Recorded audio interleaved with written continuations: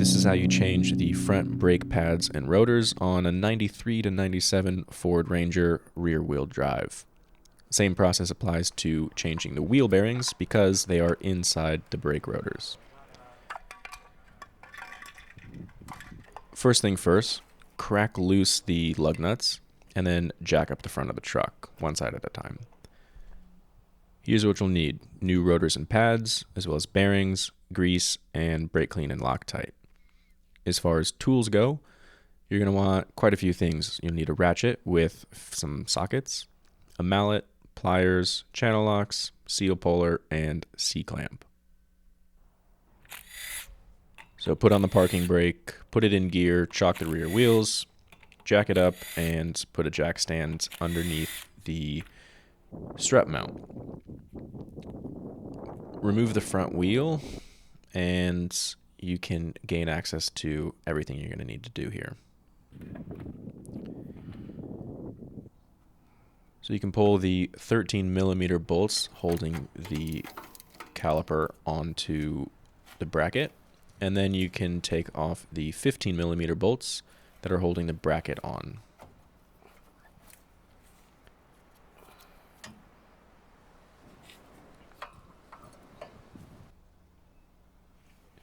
These pads don't actually look terrible. They're getting close to being worn out, but the rotors are a bit rusty and have seen better days. Plus, I got a good deal on these pads and rotors and figured it was time to change them out.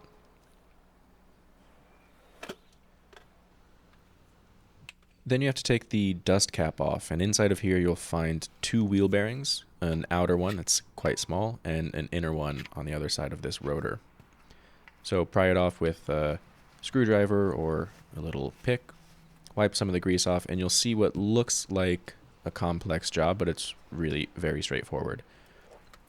You pull this cotter pin and then a flimsy little castle thing that has a nut behind it, and this nut is barely torqued down, so it's like a 27 millimeter or so, but pliers or channel locks or anything like that is perfectly fine to break this loose and then pull it off by hand.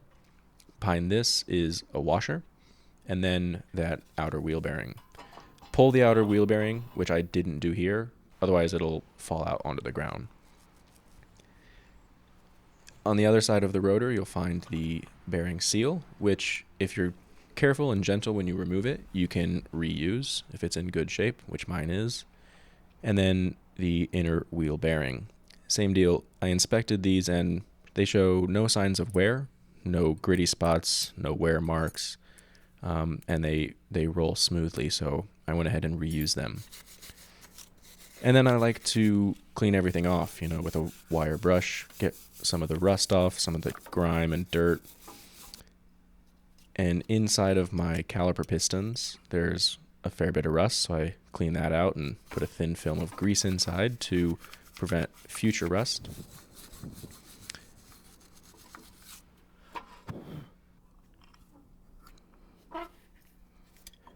Now we have to compress those caliper pistons so that we'll have room for the new brake pads. Pop the reservoir for the brake fluid so that there's no pressure in the system as you do this. Use an old brake pad and a C-clamp to just crank those back down. They do make a specialty tool for this, but I don't really see any reason to buy it because this works great.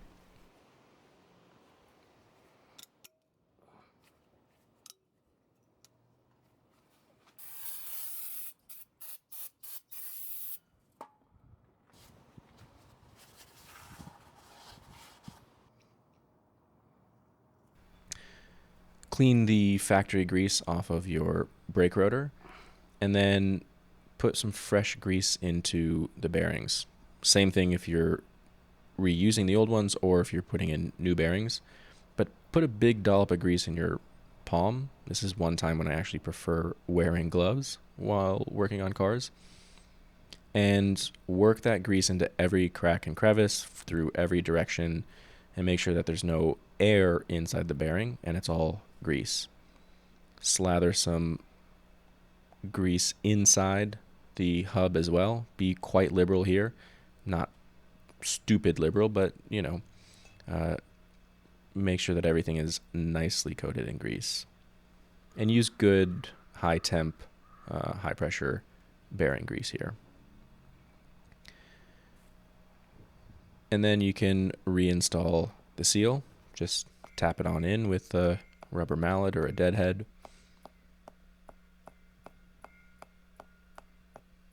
And make sure you clean any stray grease off of your brake rotor. More grease, just being nice and liberal here.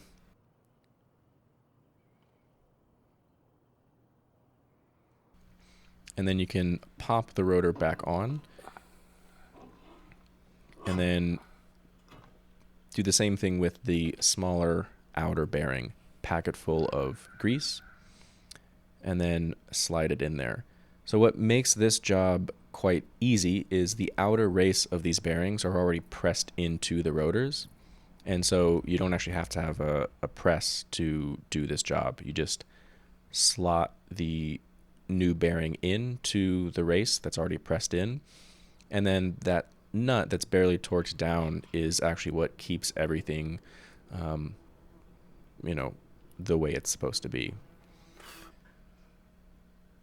So now we're just doing everything back in reverse, adding that washer and the nut, torquing it down just barely more than hands tight.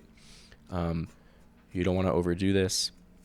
And then when you put that cotter pin back in, that's going to keep everything where it is and make sure it's not backing off and getting loose.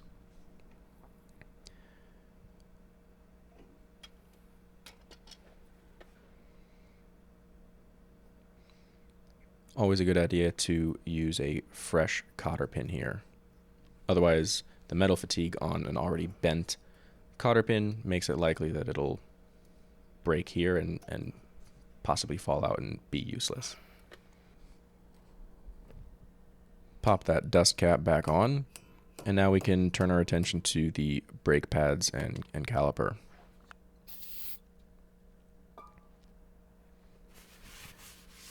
And from here, the process is really the same as pretty much any modern vehicle with disc brakes. So brush off any big chunks of rust, put a little thin film of grease on these contact surfaces. Pull out the pins and grease those. These are the pins that allow the caliper to actually slide back and forth to accommodate brake wear and the pistons moving in and out. The caliper mounting bracket here is really important that you get it torqued down quite tight. A little bit of red Loctite won't hurt anybody here. I think the factory spec on these bolts is Crank these motherfuckers. yeah, about that.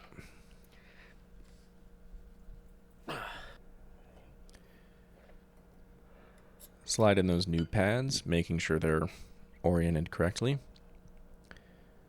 Another thin film of grease on the back, again preventing corrosion. And now the caliper. These bolts don't have to be cranked down as tight as the other ones, and I didn't use any Loctite here, but you do want them nice and tight. You don't want this caliper going anywhere.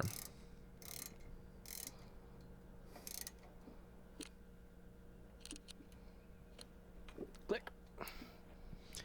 So that wobble there will go away when I pump the brake pedal. It's just because we pressed that piston in. Don't forget to close the fluid reservoir when you're done. And that's it. You can put the wheel back on, lower the vehicle, and torque down those lug nuts. So hopefully this was helpful and makes this job that at first glance looks like it's going to be a hassle seem a little less daunting and quite straightforward. I'd recommend setting aside 1 to 2 hours per side. Took me about 3 hours all told, which included a lunch break and a beer break, and hope that helps. Thanks for watching.